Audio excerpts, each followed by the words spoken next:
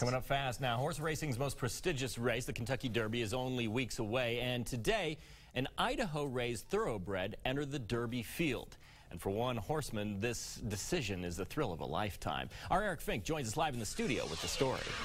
It certainly is, Roland. For only the second time this century, a horse raised here in Idaho will be at the starting gate in the Kentucky Derby. It's horse racing's pinnacle. And for a horseman from Parma, the dream he's had since he was a teenager. This Parma farm is home to dozens of horses. These thoroughbreds are raised galloping in these fields. And now one of the 3-year-olds that once occupied one of these stalls will occupy a stall at Churchill Downs in preparation for next month's Kentucky Derby. We're there. We're close. I guess when he loads in that starting gate, it'll be a great feeling for everybody. Dan Kaiser has been a horseman all his adult life. He began his career in the field of racing as a security guard at Le Bois, then became a successful trainer.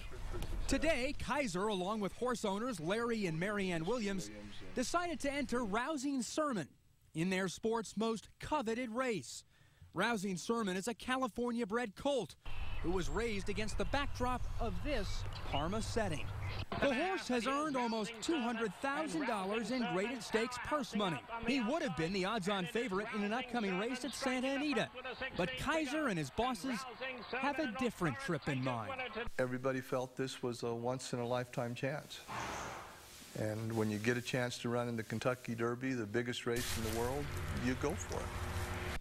For Dan Kaiser, the last 4 decades around horses have been a joy. But the joy of seeing one of his horses close down the stretch in Louisville. Can't even imagine what it would be like if we see Rousing Sermon make that big move in the Kentucky Derby. It makes me nervous even talking about it. And we're still 2+ weeks from post time, where a Kentucky Derby long shot hopes his early days running on this grass leads to roses at the finish.